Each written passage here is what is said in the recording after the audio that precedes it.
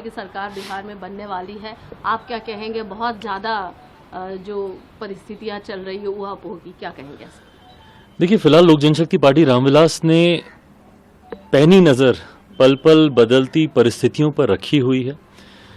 कयास बहुत लगाए जा रहे हैं, संभावनाएं बहुत सी तैयार की जा रही हैं, पर मैं मानता हूं कि हाइपोथेटिकली किसी भी प्रश्न का जवाब देना निराधार होगा। ऐसे में मुझे लगता है सही समय का सबको इंतज़ार करना चाहिए। एक बार परिस्थिति स्पष्ट होती है, एक क्लैरिटी आती है गठबंधनों को लेकर, नई पुरानी सरकारों को लेकर, मुझे लगता है उसके बाद ही लोक जनशक्ति पार्टी रामविलास अपना रुख स्पष्ट करेगी। लेकिन बीजेपी के एक जो लीडर है ज्ञानेंद्र सिंह, उन्होंने कहा है कि चेंज सर्टेन है और इस matter of short time now, और जिस तरीके से कल पार्टी ने डिसीजन लिया है इस पर, और Nitish ji already also ready, ये भी कह रहे हैं कि नीतीश जी भी तैयार हैं, बीजेपी के लीडर। पीएम जो है वो भी नीतीश जी को पसंद करते हैं, और एनडीए 40 सीट बिहार में अगर जीतती है, नीतीश अगर ज्वाइन करते, इस तरीके की बातें जो बीजेपी की तरफ से सामने से निकल कर आ रही है, तो क्या माना जाए? क्या मुझे नहीं पता कि ये भारतीय जनता पार्टी का अधिकृत बयान है कि नहीं, बट हैविंग सेड दैट, मैं ज़रूर मानूंगा कि मौजूदा परिस्थिति में भी बिहार में एनडीए इतना मजबूत है कि 40 की 40 सीटें हम लोग बिहार में जीत सकते हैं। ऐसे में मुझे नहीं पता कि नीतीश कुमार जी एनडीए का हिस्सा बनते हैं या वो महागठबंधन में ही रहते हैं। जैसा मैंने कहा कि परिस्थितियों पे नज़र है, और एक बार पूरी क्लैरिटी आ जाए उसके बाद ही लोक जनशक्ति पार्टी रामविलास अपना रुख तय करेगी।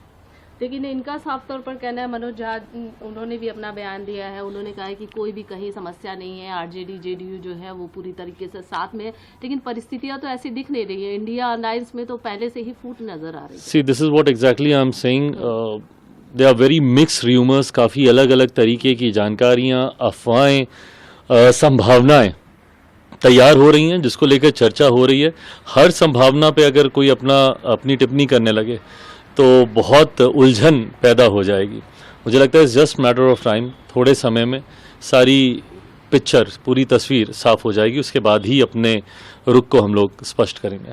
आज आप अमित शाह जी से भी मिलने वाले हैं, ये कहा जा रहा है लगभग शाम को मुलाकात है, या जब भी आपकी आज मुलाकात है, क्या कहेंगे? भारतीय जनता पार्टी का शीर्ष नेतृत्व निरंतर मेरे संपर्क में पिछले कुछ हफ्तों से रहे हैं।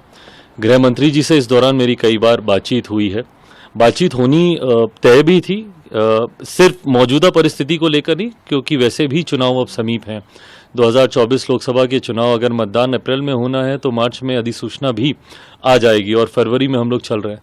तो ऐसे में सीटों के बंटवारे को लेकर, चुनाव की रणनीतियों को लेकर वैसे भी मेरी उनसे बातचीत चल रही थी।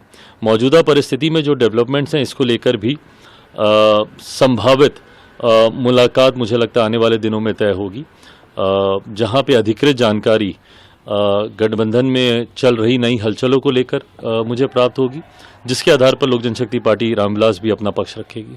एक अंतिम सवाल, जिस तरीके की हलचल चल रही है, क्या बहुत जल्द ही बदलाव की परिस्थिति नजर आएगी? मैं भविष्यवक्ता नहीं हूँ, मुझे नहीं पता कि बदलाव की परिस्थिति कुछ ऐसी बनती है नहीं बनती है। क्या ज़रूर लग रहे हैं, जिस तरीके से सरगर्मियाँ बढ़ी हुई हैं, मैं मानता ज़रूर हूँ कि कुछ तो हलचल है। अब वो अपनी मंजिल तक पहुंचती है कि नहीं, मुझे ये नहीं पता। इसके पूर्व भी कई बार इस तरीके की हलचलों का दौर हम लोग देख चुके हैं।